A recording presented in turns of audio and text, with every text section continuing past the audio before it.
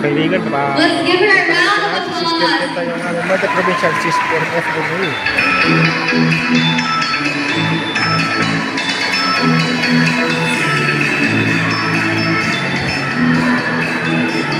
Ayun. Now, representing the Mindoro community, let's give it up for them!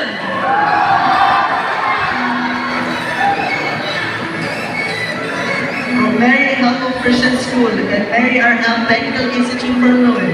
Let us give them a round of applause. Where are you guys? Grabe, much yung energy na ganyan. And of course, from Don Bosco School, make some noise!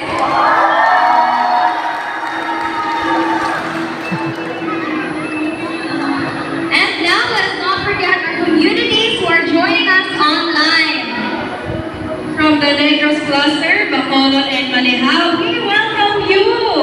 Even though they are not here today, they're joining us virtually. So it's the thought that counts. Yes, and from Papua New Guinea, we are happy to have you with us today.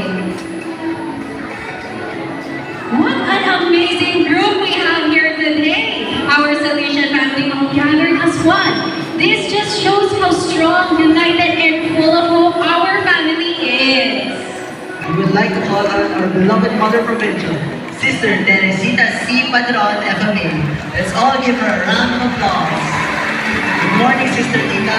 Live Jesus and very good joy. Educating community lunch today. Thank you for this wonderful and festive celebration. So yan po mga kaibigan, si Sister Tita yung Thank you for this wonderful and festive celebration of our provincial educating community Gratitude Day. My heartfelt thanks to you, dear sisters, members of the Provincial Council, community animators, and young women information. Thank you to the provincial educating communities and members of the Salesian family, our vast media Salesian cooperators, ADNA and Leaders Philippines. My special thanks to our dear young people. I also would like to thank Father Jovelan, who is not here anymore, for presiding over the Holy Mass this morning. My gratitude also to all our elderly sisters who could not be present physically, but remain united with us today in spirit. My special thanks to Sister Debbie and Sister JD, Pichi Rinko, and all the officers and members of the Provincial Educating Committee Group for organizing well this annual Provincial AC Day. Thank you, Sister JD, sisters in your educating community for all these preparations. I would like to acknowledge at this point our past chairpersons who are here. We have the first chairperson, Mr. Alex Barros. Please stand as she is home for a vacation. He's residing in Canada. Thank you. Our second is already in heaven, Mr. Buddy Avila. Our third is Dr. Ness Angeles. She's here. Then we have Mr. Walter San Diego. Sorry. And then we have Owen Bandilla. So thank you. And we call them our past chairperson because the current ones, or those that we past chairpersons, they still have children with us. Now we have also Dr. Paz, and then is she here?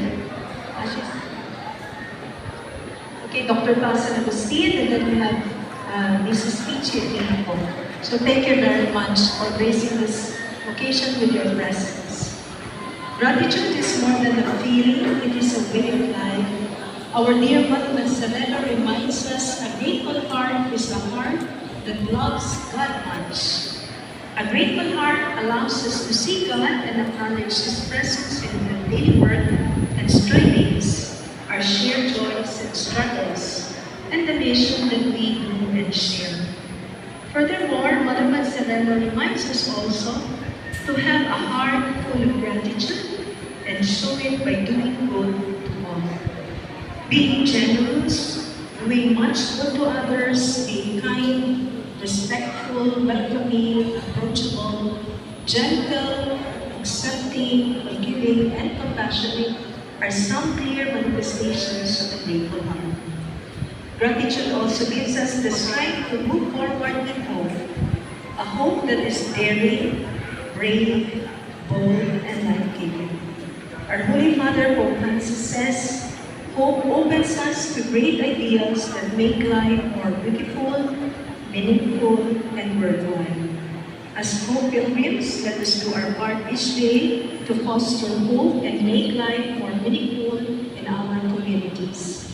May this celebration renew in us the courage to dream, to serve, and to walk together as a family of joyful hope, bringing Christ's love to the young and one another. Let us continue this journey with hearts open to God's grace, hands ready to serve, and spirits strengthened by faith. May Our Lady, the Help of Christians, teach us to be grateful for the past, hopeful for the future, and present for the gift of today. We will continue to remember also our brothers and sisters who are suffering because of the earthquake, and because of all the suffering that the world now is experiencing.